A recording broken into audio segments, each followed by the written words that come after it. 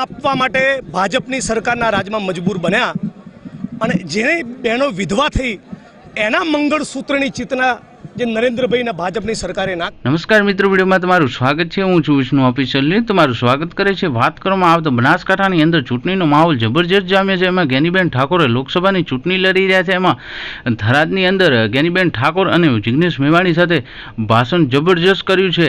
આ દોસ્તો પોલીસ કર્મચારીઓ પર પણ શબ્દોના બાણ છોડ્યા છે. એ તમને વિડીયોની અંદર સંપૂર્ણ જાણકારી આપીશ કે પોલીસ કર્મચારીઓને શું કીધું છે ગેનીબેન ઠાકોરે અને ભાજપાને પણ શબ્દોના બાણ વરસાયા છે. ભાજપાને પણ શું કીધું છે એ તમને વિડીયોની અંદર સંપૂર્ણ જાણકારી આપશું.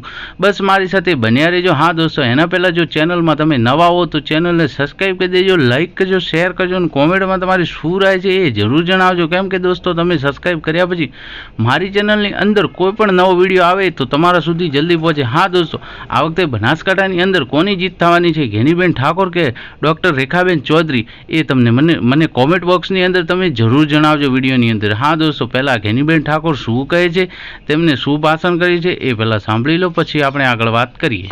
ઉપરના અધિકારીઓ એમને સારું પોસ્ટિંગ મળે, અમારી વાહ થાય, અમને કંઈક સારા ઓલા ઠેકાણે મૂકે, એના માટે કરીને ક્યાંક ને ક્યાંક નાના માણસોને દબાવવા માટેનું ચાલુ કર્યું છે. તો હું એમને પણ કહું છું કે પોલીસનું કામ એ કાયદો ને વ્યવસ્થા જાળવવાનું છે.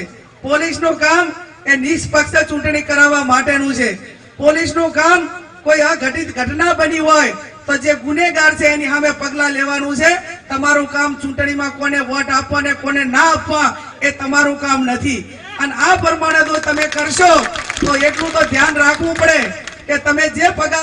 દિલ્હીની સડકો પર 750 ખેડૂતો બલિદાન આપવા માટે ભાજપની સરકારના રાજમાં મજબૂર બન્યા અને જેની બહેનો વિધવા થઈ એના મંગળસૂત્રની ચિંતા જે નરેન્દ્રભાઈના ભાજપની સરકારે ના કરી હોય એ સરકારને પાડવું એ નાગરિક કર્તવ્ય સમજું છું. આ આરએસએસ અને ભારતીય જનતા પાર્ટીની સરકાર એ સંપૂર્ણપણે દલિત, આદિવાસી, ઓબીસી વિરોધી છે, આંબેડકર વિરોધી છે, બંધારણ વિરોધી છે અને અનામત વિરોધી છે.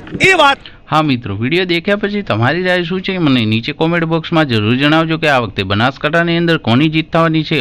કોંગ્રેસના ઉમેદવાર એવા ગેનીબેન ઠાકોર કે બીજેપીના ઉમેદવાર એવા રેખાબેન ચૌધરીની જીત થવાની છે એ મને નીચે કોમેન્ટ બોક્સમાં જરૂર જણાવજો. હા દોસ્તો, અંત સમય તમને આટલું જ કહીશ કે મારી ચેનલને સબસ્ક્રાઈબ કરી દેજો, લાઇક કરજો, શેર કરજો અને કોમેન્ટમાં તમારી શું રાય છે એ જરૂર જણાવજો. મળીએ છીએ એક નવા વિડીયોની સાથે. જય હિન્દ, જય ભારત, જય ગરવી ગુજરાત. બસ મારી વાણીને પૂર્ણ વિરામ આપું છું. જય હિન્દ.